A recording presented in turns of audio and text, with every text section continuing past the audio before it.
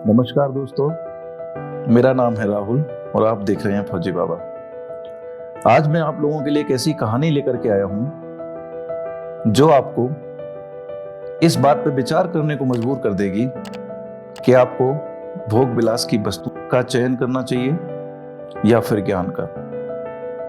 तो चलिए बिना किसी देरी के आज की कहानी शुरू करते हैं।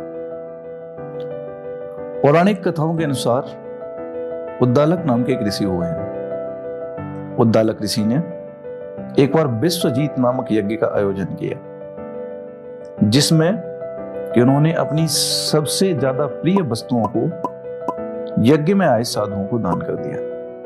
उद्दालक ऋषि सारी अपनी प्रिय वस्तुओं को दान कर ही रहे थे कि उनके पास उनके 5 वर्ष के पुत्र नचिकेता आए और उन्होंने उद्दालक ऋषि से प्रश्न किया, पिताजी, आपने अपनी समस्त प्रिय वस्तुएं साधुओं को दान कर दी, आप मुझे किसे दान करेंगे? नचिकेता के इस प्रश्न पर उद्दालक ऋषि क्रोधित हो गए और उन्होंने कहा, जा, मैं तो ये यमराज को दान करता हूं। इस बात को बालक नचिकेता ने गंभीरता से लिया और वो यमराज के द्वार पहुंचे। नचिकेता जब यमराज के द्वार पहुंचे तो यमराज के परिचारकों ने उन पर कोई ध्यान नहीं दिया और वे 3 दिन तक भूखे प्यासे उनके द्वार पर पड़े रहे। यमराज को जब ज्ञात हुआ कि एक बालक उनके द्वार पर पिछले 3 दिनों से पड़ा है, तो उन्होंने उनसे क्षमा याचना करने की सोची और तत्काल नचिकेता से मिलने का फैसला किया। यमराज नचिकेता के पास पहुंचे और उनसे क्षमा याचना की और कहा, बालक, आप 3 दिनों से मेरे द्वार पर पड़े हैं, तो आप अपने 3 इच्छित वरदान मुझसे मांगिए। नचिकेता ने कहा, महाराज, अगर आप कुछ देना चाहते हैं तो सबसे पहला वरदान मुझे यह दीजिए कि मेरे पिताजी मुझे पुनः स्वीकार कर लें।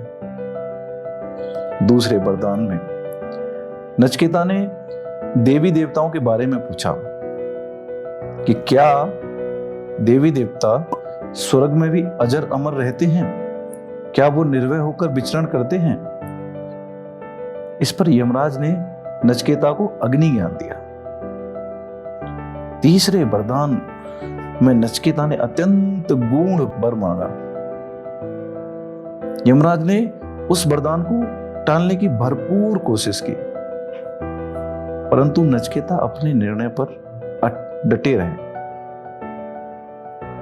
नचिकेता ने यमराज से तीसरा वर मांगा कि मृत्यु क्या है और आत्मज्ञान क्या है। यमराज ने नचिकेता को आत्मज्ञान का बोध कराया और उन्हें मृत्यु के बारे में संपूर्ण ज्ञान प्रदान किया। नचिकेता मृत्यु का रहस्य जानने वाले एकमात्र व्यक्ति बने।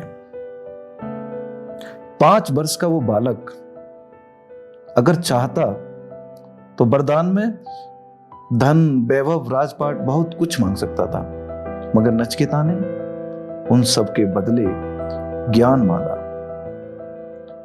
और आज तक हम उनको याद करते हैं। तो अगर आप भी सफल होना चाहते हैं, अगर आप भी चाहते हैं कि आने वाली पीढ़ियां आपको किसी ना किसी रूप में याद रखें, तो आपको भोग विलास की तमाम चीजों को छोड़ते हुए ज्ञान की तरफ रुख करना पड़ेगा। किसी भी सफलता को प्राप्त करने के लिए ज्ञान बहुत आवश्यक है।